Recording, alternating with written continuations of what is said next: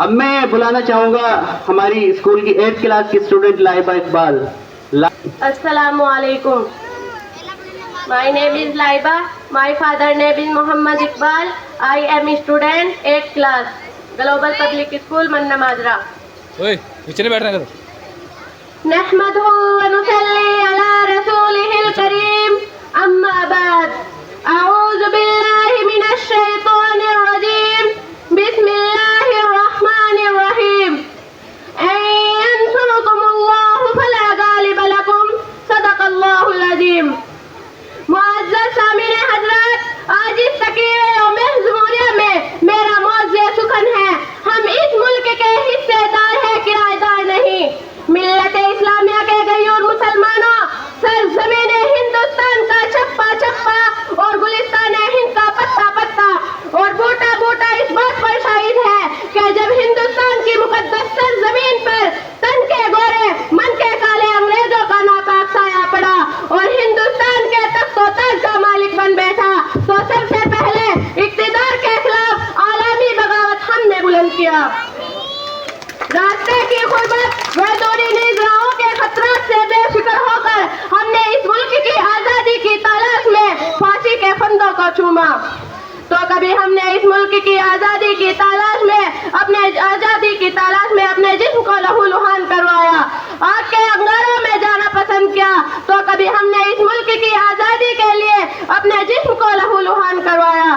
ساتھیوں، اس طرح صدیوں کی غلامی کے بعد ہماری قربانیوں کی بدولت ہمارا ملک ہندوستان انگریزی اقتدار سے آزاد ہوا.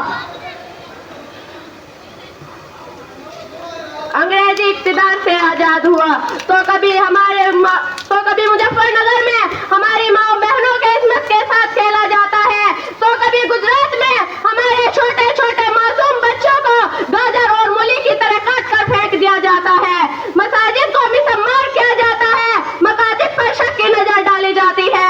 حد تو یہ ہو گئی ہے کہ مداخلات کی جا رہی ہے، کبھی آذان کے خلاف پابندی تو کبھی طلاق ثلاثہ پر آواز اٹھائی جا رہی ہے.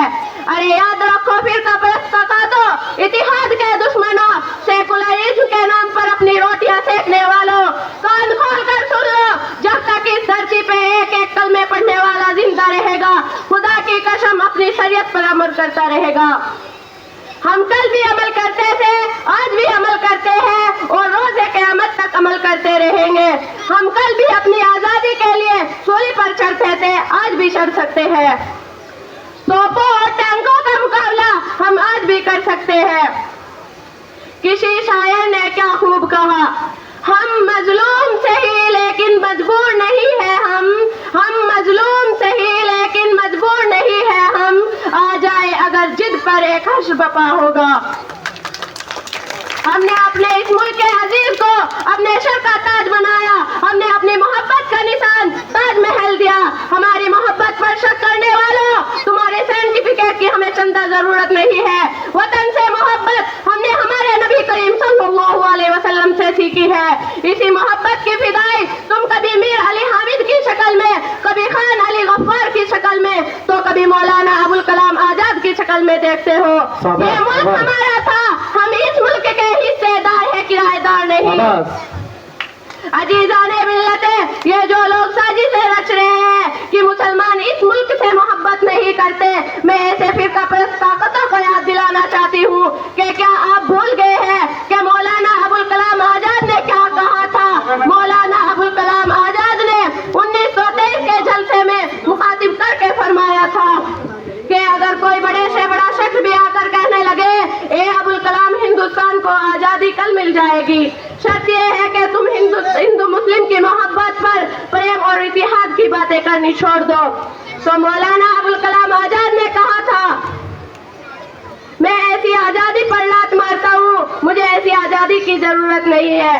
وطن یارے آؤ، وطنیت کی بھی زنجیر کو توڑ کر آگے بڑھو. انشاءاللہ تعالی اگر آپ آگے بڑھیں گے تو یقین یہ ظالم طاقتیں پیچھے ہٹے گی. کسی شاعر نے کیا خوب کہا، سرفروشی کی تمنا اب ہمارے دل میں ہے، سرفروشی کی تمنا اب ہمارے دل میں ہے، دیکھنا ہے زور کتنا بازوئے قاتل میں ہے. وقت آنے دو بتا دیں گے تجھے اے آشما، وقت آنے دو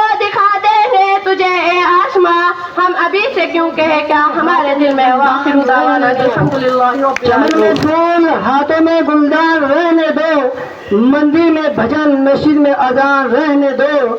जवानों को क्यों वतन में ही शहीद करते हो, जवानों को क्यों वतन में ही शहीद करते हो, कुछ तो इस मिट्टी की भी पहचान रहने दो। दो ही कौम है जिनकी बात दुनिया करती है, दो ही कौम है जिनकी बात दुनिया करती है।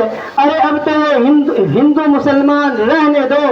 रंगों में बांट बांट कर बेरंग सा कर दिया है, रंगों में बांट बांट कर बेरंग सा कर दिया है। बना दो तिरंगा और पुराना हिंदुस्तान रहने दो।